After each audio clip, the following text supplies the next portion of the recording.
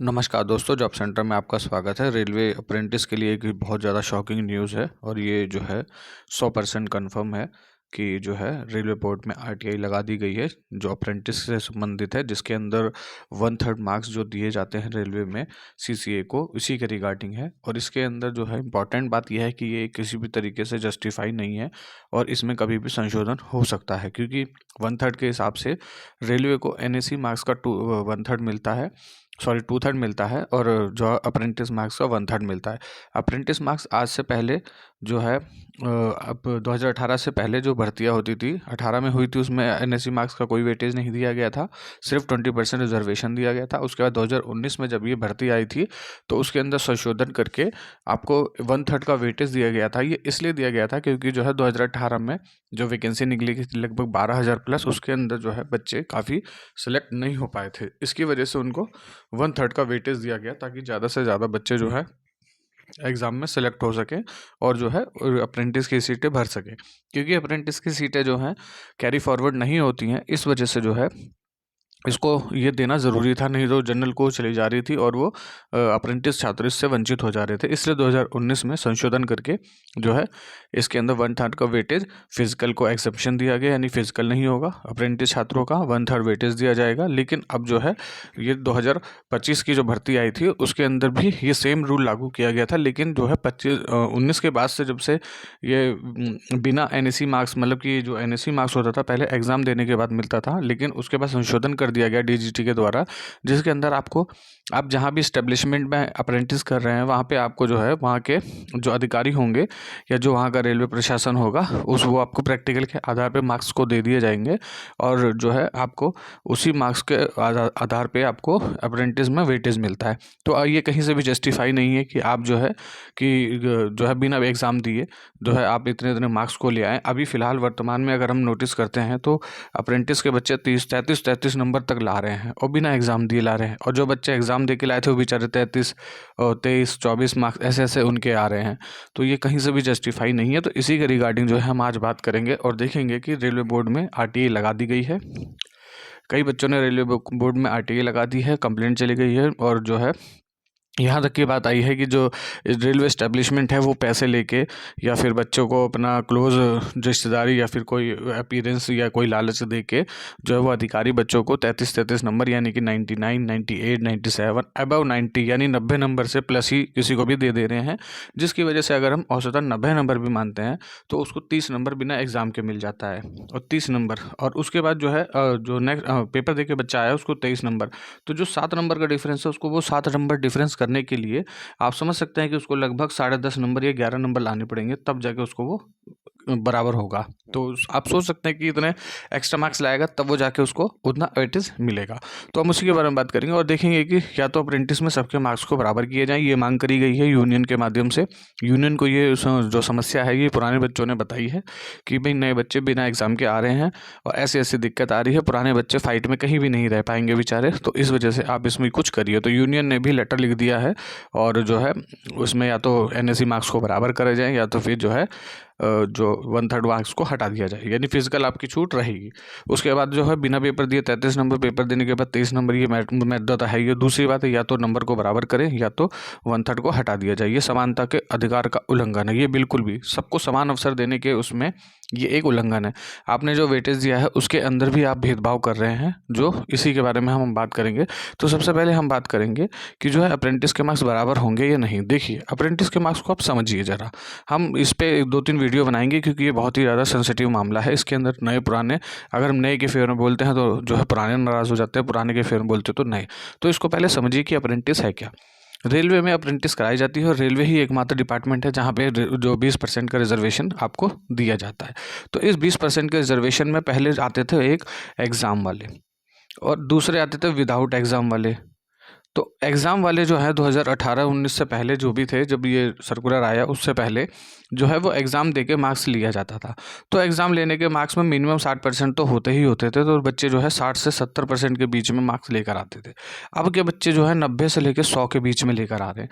अगर हम एक औसतन चलते हैं तो अगर मान लीजिए ये 60 नंबर लाया है तो इसको 1/3 मिलेगा कितना, 20 नंबर। उसके बाद ये जो बच्चा लाया है 90 नंबर लाया है तो इसको कितना मिलेगा 30 नंबर।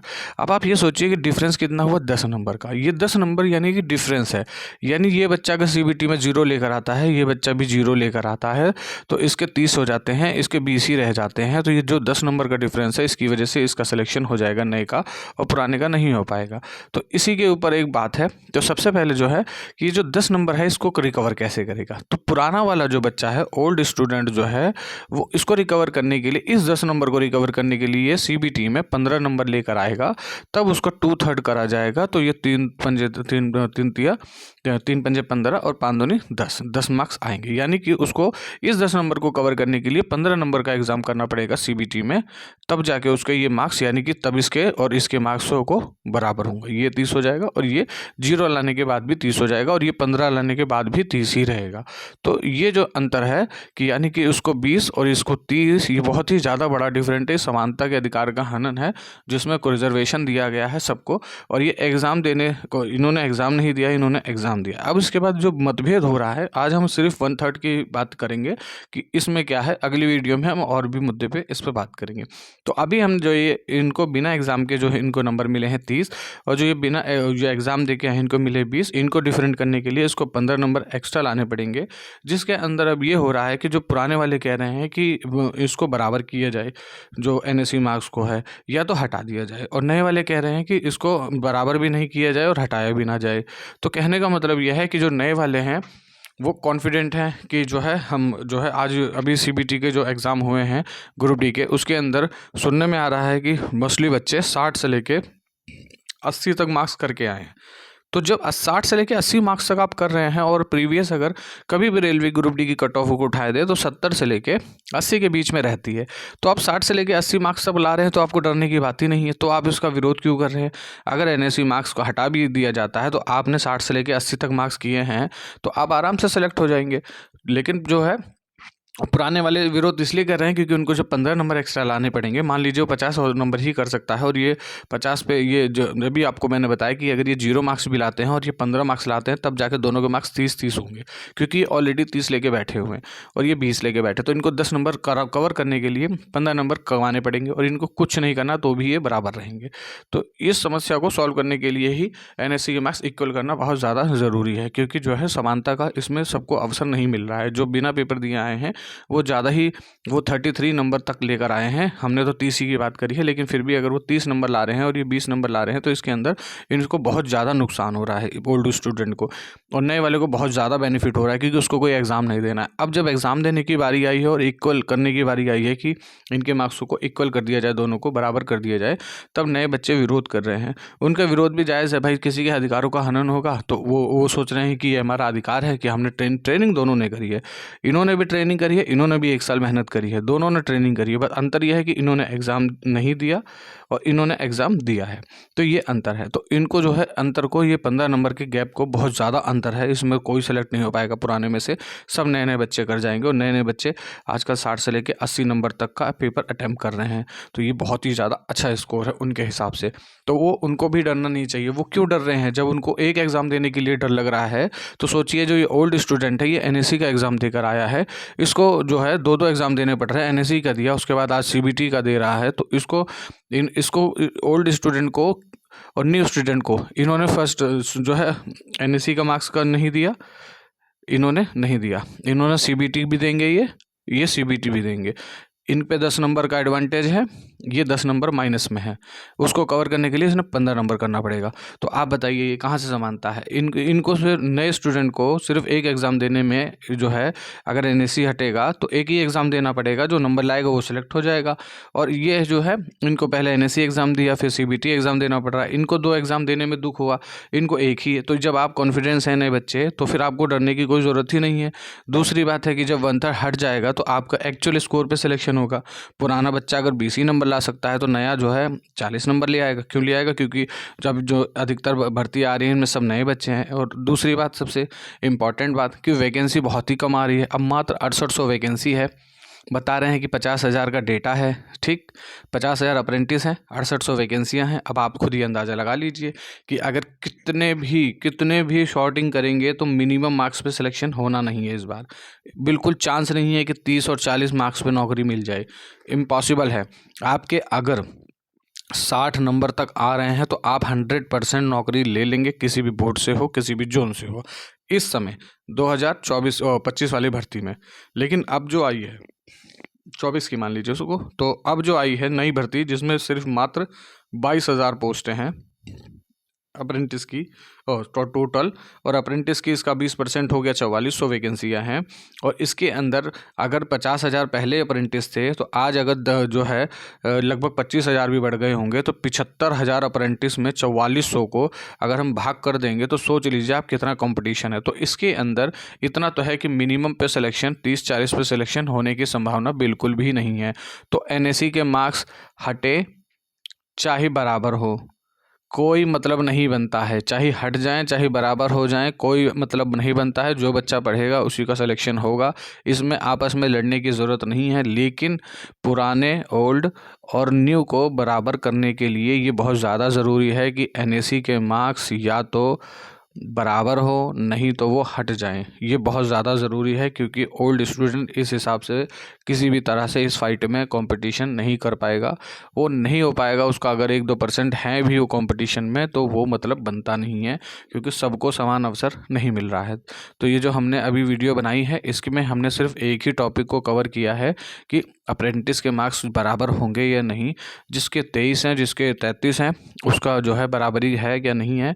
और सबसे इम्पॉर्टेंट बात कि समानता के अधिकार का उल्लंघन है, या तो 1/3 को बराबर करें या तो 1/3 को हटा दिया जाए, क्योंकि जो है आगे कंपटीशन बहुत ज़्यादा हो रहा है और अप्रेंटिस का महत्व भी कम होता जा रहा है। आप अप्रेंटिस करने के लिए मरे जा रहे हैं, लेकिन एक्चुअल में ग्रुप डी की वैकेंसी उतनी आ नहीं रही है। और आएगी कैसे? इस समय 1 लाख से ज़्यादा अप्रेंटिस खाली है।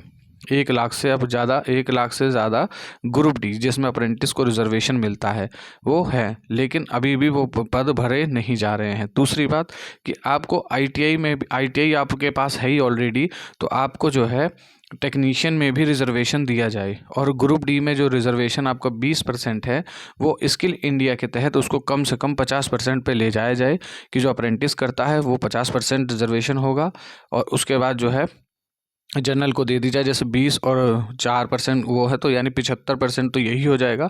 इससे प्रोत्साहन होगा, लोग स्किल्ड हो की तरफ बढ़ेंगे, ITI करेंगे और ग्रुप डी के अप्रेंटिस करके ग्रुप डी में आने का मौका मिलेगा।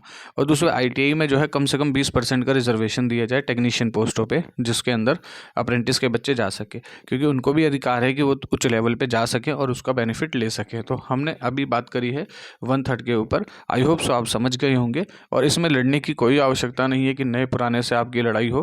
पुराने और नए में कोई अंतर नहीं है, बस पुराने को नए के बराबर लाने के लिए इसको हटाना या बराबर करना बहुत ज़्यादा ज़रूरी है।